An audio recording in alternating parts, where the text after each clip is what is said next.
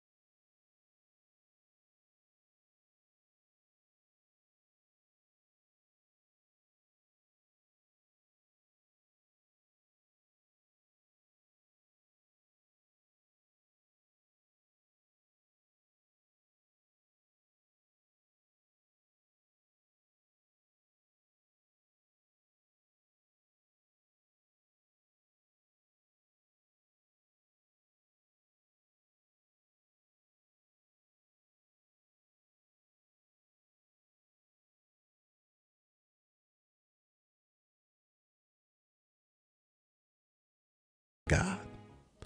But the Father, he never said that. He never stopped wanting you.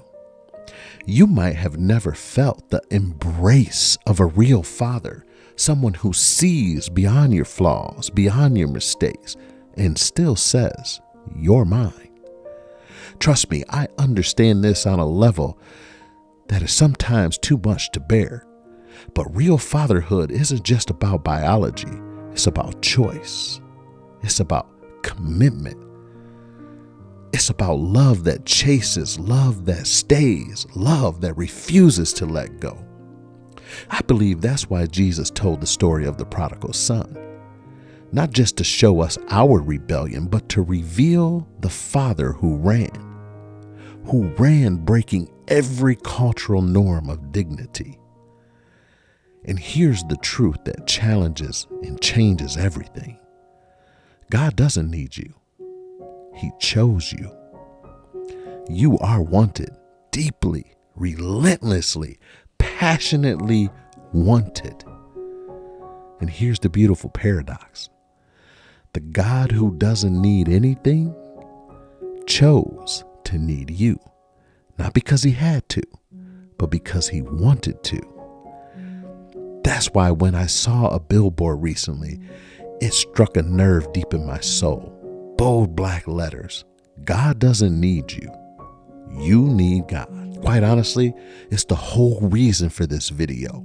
But I nearly pulled over right there when I saw it. Not because it wasn't technically true, it was, but because it was only a half-truth. And half-truths can be more dangerous than lies. It left out something sacred, the heartbeat of a real father who wants his children, not because he has to, but because he longs to. From Abraham to the disciples, God always chose unlikely partners. For we are co-workers in God's service, not tools, not background extras, co-workers.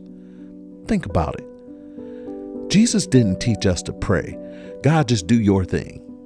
He taught us to say, "Your will be done on earth as it is in heaven." These hands, your hands, the ones you think are too small, too dirty, too broken, these are the hands that God chooses to work through. I mean, if God didn't want you involved, then why did he keep writing you into the story?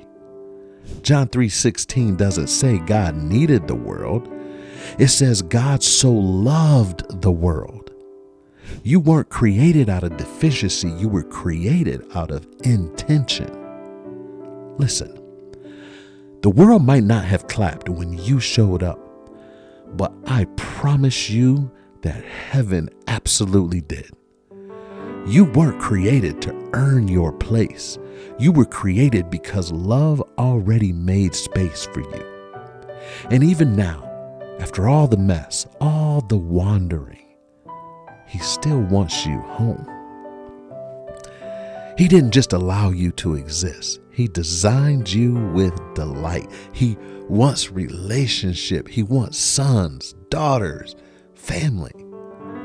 I mean, imagine a parent saying to their child, I don't need you, you need me. Feel that? That cold shudder? That's shame. Now imagine hearing, I want you, I delight in you. Feel the warmth.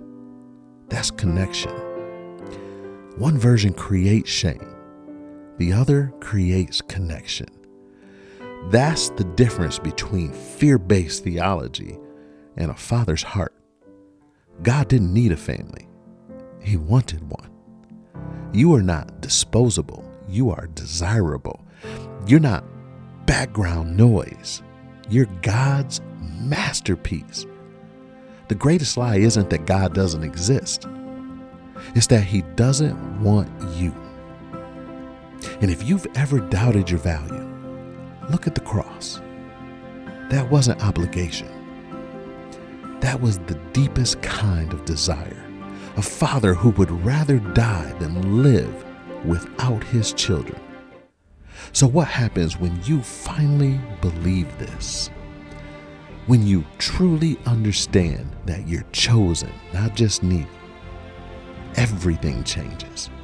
You stop performing for approval and start living from acceptance.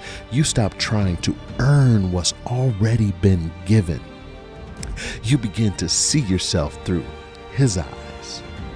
When you know you're chosen, your service becomes an overflow, not an obligation.